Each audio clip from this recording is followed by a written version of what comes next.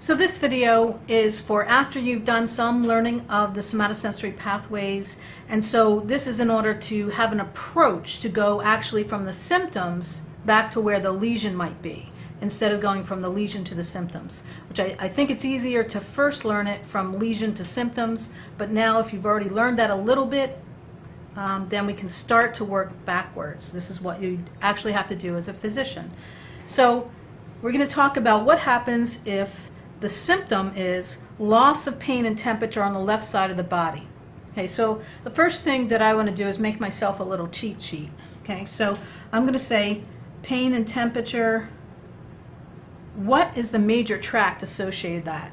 I hear pain, so I'm going to start to think spinal. So hopefully you think of the major tract as the lateral spinothalamic tract. I remember that if it were fine discrimination touch, fine touch, it would be the medial lemniscus.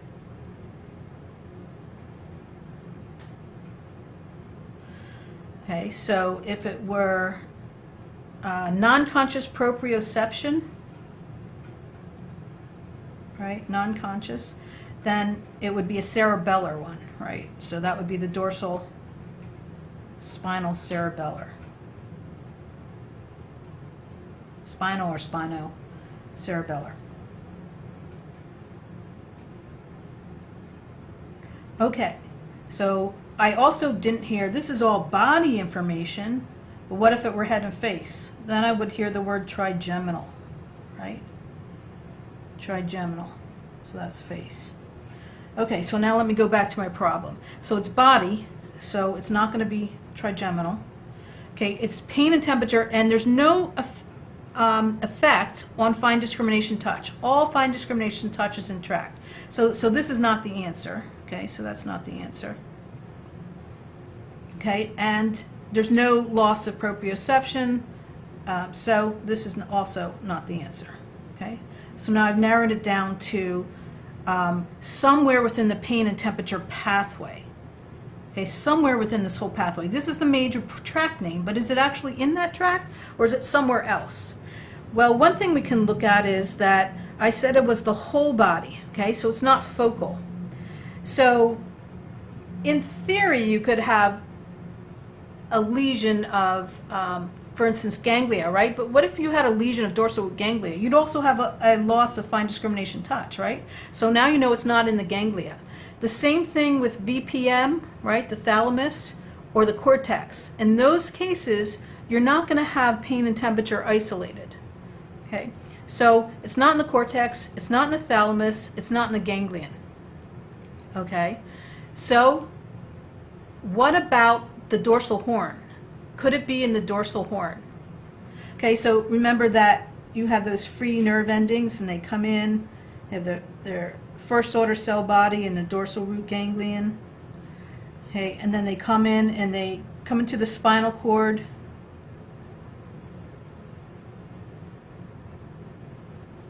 Right, and then they ascend a little bit in Lissauer's tract. Right, some of them will come in here in synapse. They'll send some segments to another level, right? And then they're going to synapse in that dorsal horn, right? They're going to synapse on that second order neuron on the dorsal horn, right? So this is the second order neuron in the pain and temperature pathway within the dorsal horn of the spinal cord. Remember, its axon will cross the midline in the ventral white commissure, and it'll come over to this location, and now it's called the lateral spinal thalamic tract, all right? Coming from the spinal cord, going to the thalamus, lateral spinal thalamic tract. Okay, so if you had a lesion in this dorsal horn, right, if your lesion was focal, would the symptoms be focal, or would they be widespread? And the answer is that the symptoms would be focal, the lesion's focal. Right? Because let's say, again, this is a thoracic segment. Let's just say it's T6, okay? So what that means is for lumbar and sacral segments, that information already entered at lower segments. So it's not in there. There's no lumbar or sacral information in the dorsal horn at T6, okay? All that information's already in the lateral spinal thalamic tract over here, okay? So what about cervical, right? So if the lesion were at T6, you also wouldn't affect the upper body. So what that tells you is that this symptom of loss in pain and temperature in the whole body is probably not spinal cord unless you have a very widespread lesion throughout the entire spinal cord. Then you're going to have probably a lot of other symptoms as well. Okay, so it's not spinal cord. That's not the answer. So the most likely answer is going to be in the lateral spinal thalamic tract. Okay, and since the symptoms were in the left body, that means the lesion's going to be on the right side, right? Because the pathways are already crossed. We narrowed it down to the lateral spinal thalamic tract. But when you have a lesion of the lateral spinal thalamic tract, it creates deficits that are contralateral to the lesion itself, because you have to follow the pathway back to where you can't feel. This is the left side, this is the right side. The lesion's here on the right side. Where can I no longer feel? Over here on the left side. Got to get all the way back to the receptors. That's the area of skin that has the deficit. Okay, so hopefully this gave you an approach, and we'll do a couple more.